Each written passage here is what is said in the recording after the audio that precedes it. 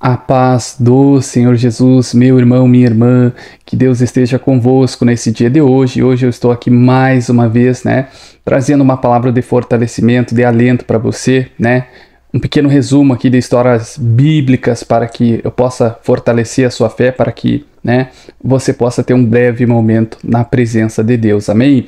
E a palavra que eu quero compartilhar com os irmãos está lá no livro de Jó, Jó era um homem fiel, íntegro, se desviava do mal, servia a Deus, oferecia holocaustos a Deus e sacrifícios, para santificar os filhos e a família dele.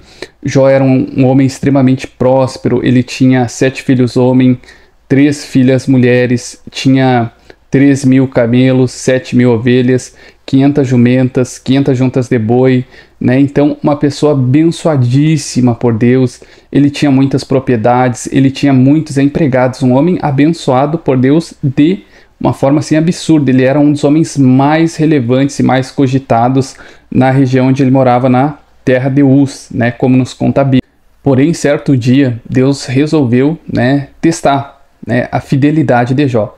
Certo dia, Satanás e os anjos de Deus, chegam para se apresentar na presença de Deus, e Deus diz ao diabo: olha lá, Satanás, olha o meu servo Jó, homem fiel, reto, se desvia do mal, obediente, Então, Satanás diz a Deus: poxa, mas também o Senhor dá para ele tantos bens, Tem uma família grande, ele é abençoado, o Senhor abençoou a obra das mãos dele, Como é que ele não vai lhe obedecer? Eu duvido que se o Senhor tirar tudo que ele tem, ele não vai blasfemar, ele não vai, zombar do Senhor.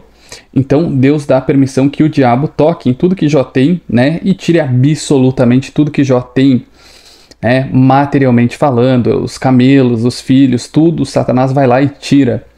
Então, mais uma vez, Deus diz para o diabo, olha lá o meu servo Jó, mesmo eu tirando tudo, mesmo ele ficando sem absolutamente nada, ele continua me servindo, ele continua sendo fiel e não blasfemou, O diabo é o diabo. O que o diabo diz para Deus? Também, duvido que se o Senhor tocar na carne e nos ossos dele, então ele não vai blasfemar contra o Senhor. Novamente o inimigo vai lá, toca em Jó, acaba tocando na saúde dele. Jó, em meio a tanta aflição, a tanta dor, Jó começa a amaldiçoar o dia que ele nasceu, mas veja que ele não amaldiçoa a Deus, ele não amaldiçoa a Deus, mas amaldiçoou o dia que ele nasceu, Ele diz, inclusive, que o mesmo Deus que deu é o mesmo Deus que tirou, Resumindo aqui a história bíblica. Então, ele não blasfema contra Deus, ele não faz nenhuma ofensa, nenhuma murmuração, Não atribui a Deus a culpa nenhuma. Porém, ele amaldiçoou o dia que ele nasceu, Ele diz tantas coisas assim pesadas lá, Jó, capítulo 3, Jó amaldiçoou o dia que ele veio. É um pequeno resumo aqui do que ele falou.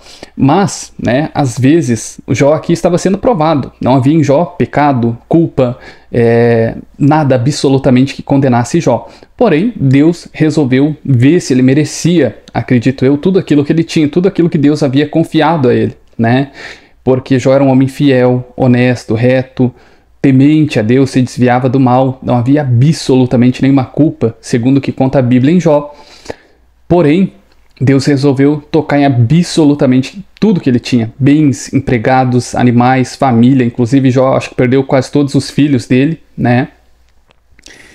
E Deus resolveu testar a fidelidade dele. Bom, e Jó acabou, amaldiçoando o dia que ele havia nascido, porque tão grande era a dor que ele estava sentindo. Era imensa. Imagina você perder os seus empregados, as suas casas, Porque Jó provavelmente tinha mais de uma, seus filhos, os seus animais, Até a esposa dele parece que abandonou ele, E então é um processo doloroso. Jó sofreu um processo de cativeiro, onde a vida dele foi devastada. E não porque ele tinha culpa, não porque ele era pecador. Eu já preguei essa história algumas vezes aqui no canal e, tô pregando novamente. Deus me deu que eu pregasse ela hoje aqui no canal. Deus colocou no meu coração que deveria ser pregada essa história aqui no canal, Bom, e a moral da história é o seguinte: Jó, mesmo perdendo tudo, mesmo Deus permitindo que o maligno tocasse em tudo que era dele, ele se manteve fiel, ele não murmurou, ele não blasfemou, ele não fez absolutamente nada.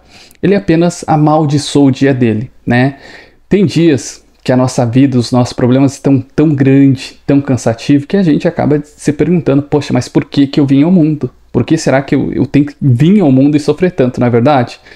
Eu acho que não tem ninguém que nunca se perguntou isso, né? Às vezes os problemas se levantam de uma forma tão grande, né? E como a própria Bíblia nos mostra, às vezes é um teste de Deus, né? Mas faz parte, né? As provações, as dificuldades, né, se levantam e a gente tem que ser forte, tem que ser como Jó, que mesmo na provação não murmurou, não reclamou, mas vemos também que faz parte. Né, se perguntar por que tanta dor, tanto sofrimento e por que sequer viemos ao mundo, né? Eu acho que esse é o que mais nós nos perguntamos. Poxa, a gente olha inclusive para a vida dos outros, parece que é tão perfeita, que é tão boa, né? E parece que só a gente sofre, né? Mas a Bíblia nos mostra, né, meu irmão e minha irmã, que o sofrimento faz parte da vida, independente da gente se é bom ou se é mal, né? O sofrimento é para todo mundo, né? É o modo que Deus usa para deixar as pessoas mais humildes, mais calmas, mais tranquilas, mais justas e independente de ter culpa ou não. Assim ele fez com Jó, e talvez nesse momento você esteja se perguntando por que, Senhor? Por que eu vim ao mundo? Por que eu tenho que sofrer tanto?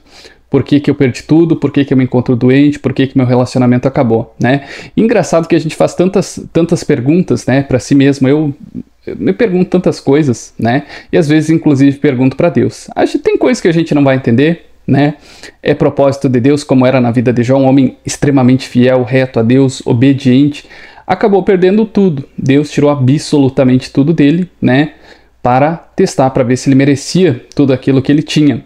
E no final Jó foi testado e aprovado, porque Deus acabou restituindo tudo em dobro para Jó, meu irmão e minha irmã, né? Portanto, não amaldiçoe seu dia, não se amaldiçoe, não amaldiçoe, né, a sua vida por esse momento de dificuldade, de provações que você tem enfrentado, meu querido irmão, minha querida irmã. Amém? Fique com a paz e a graça do Senhor Jesus Cristo.